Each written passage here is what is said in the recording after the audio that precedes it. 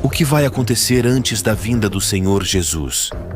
A passagem apocalíptica de 2 Tessalonicenses, capítulo 2, nos revela o que vai acontecer antes da segunda vinda do Senhor. 2 Tessalonicenses, capítulo 2, versículos 3 a 4. Ninguém de maneira alguma vos engane, porque não será assim sem que antes venha a apostasia, e se manifeste o homem do pecado, o filho da perdição, o qual se opõe e se levanta contra tudo o que se chama Deus ou se adora. De sorte que se assentará como Deus no templo de Deus, querendo parecer Deus. Os 2 versículos bíblicos nos dizem que antes da vinda do Senhor Jesus, 2 coisas precisam acontecer. Paulo literalmente disse que Jesus não virá até que haja uma grande apostasia na igreja. A manifestação do homem do pecado, que é o anticristo em pessoa. As Escrituras preveem o surgimento de um indivíduo na história que será influenciado por Satanás e trará engano a muitos. Este indivíduo, conhecido como o homem do pecado ou o filho da perdição, será um mestre enganador capaz de desencaminhar pessoas de todas as origens, desde as mais altas às mais baixas, dos educados aos não educados, líderes influentes aos cidadãos comuns. Nenhum estará imune à sua decepção. As atividades do anticristo estarão envoltas em mistério, alimentadas pelo poder oculto de Satanás e acompanhadas de falsos milagres, sinais falsos e maravilhas enganosas. A fonte do poder enganoso do anticristo reside nas profundezas do inferno, pois ele é energizado pelo próprio Deus do engano.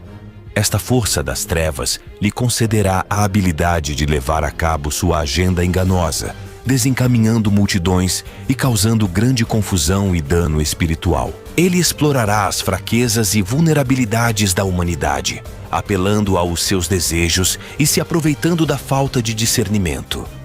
O homem do pecado será uma figura sem precedentes na história do mundo. Ele eventualmente será revelado e se exaltará acima de tudo que é considerado divino. Ousadamente se posicionará como um substituto de Deus na vida das pessoas, tornando-se um ídolo a ser adorado.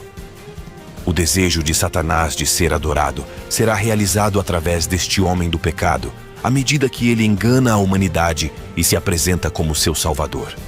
Esta figura enganosa prometerá a seus seguidores paz e alegria no presente mundo, em vez de focar na esperança do céu ou num mundo futuro.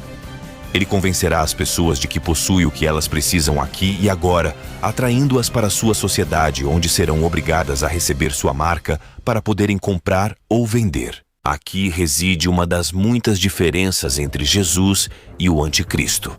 Jesus não direcionou a atenção das pessoas exclusivamente para o momento presente. Ele compreendeu e enfatizou a natureza temporária deste mundo. Jesus consistentemente apontou as pessoas para o reino eterno dos céus, lembrando-os da glória da casa de seu Pai. Ele os encorajou a porem sua mente nas coisas de cima e não ficarem totalmente preocupados com as coisas terrenas. No entanto, o mundo em que vivemos hoje está consumido com um foco na vida presente. As pessoas estão fixadas no imediato, negligenciando considerar o que vem depois desta vida.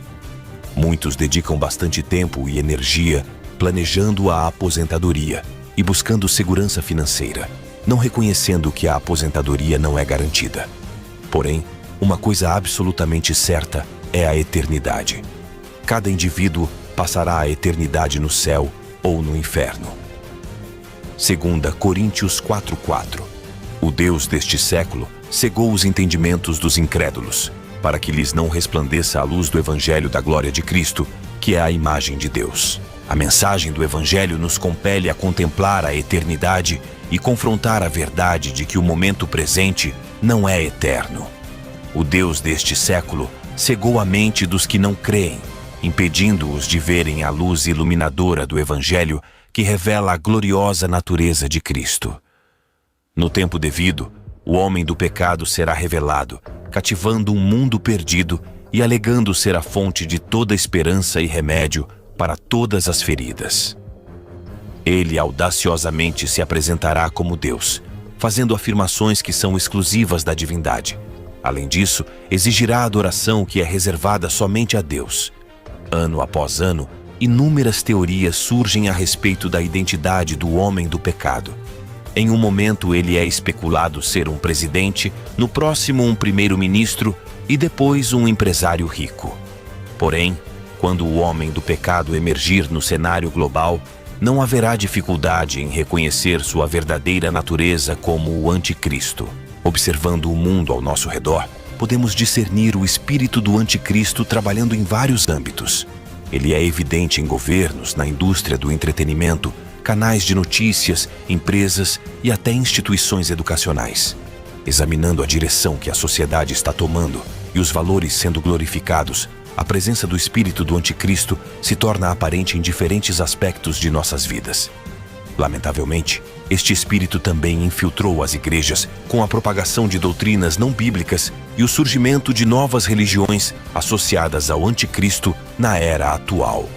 Cautela é essencial, pois nem tudo que se diz cristão está alinhado com a verdade. É vital discernir a autenticidade da música cristã, pois uma porção significativa pode não refletir verdadeiramente os valores cristãos. Da mesma forma, nem toda pessoa que se posiciona atrás de um púlpito segurando uma Bíblia é genuinamente nascida de novo. A Bíblia nos adverte previamente que alguns se desviarão da fé, se rendendo a espíritos enganadores e abraçando falsos ensinos.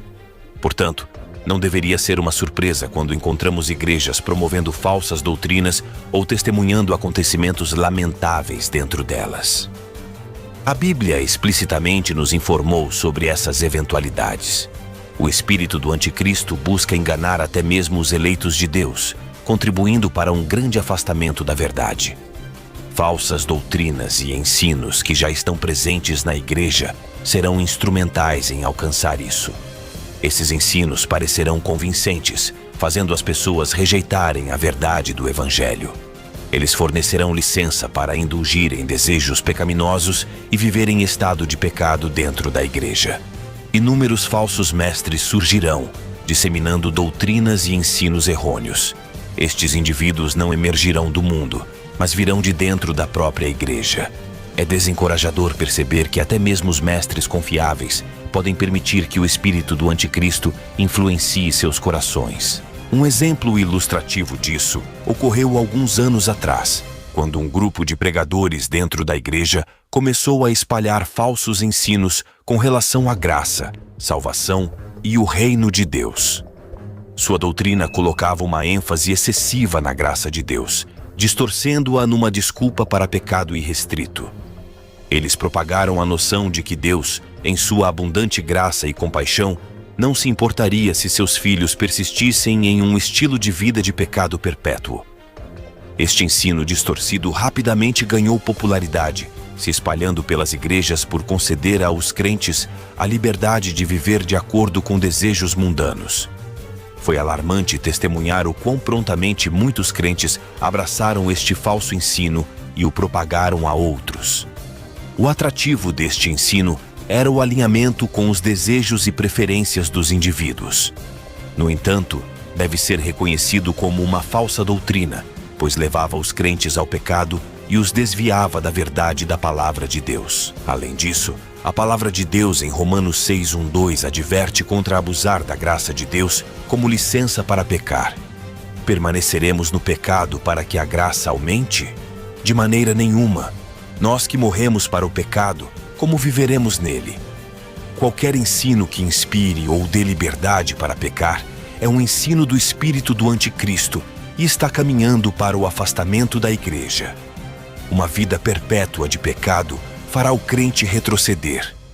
Aceitar falsos ensinos mostra nossa falta de entendimento sobre a palavra de Deus e a doutrina de Deus que alegamos crer.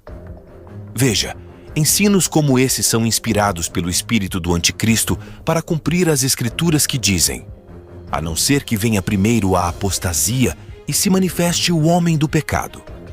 Portanto, como crentes, há uma grande necessidade de sermos vigilantes, orar e estar em nosso posto para que o espírito do anticristo, por meio de falsos ensinos, não nos arrebate de Deus.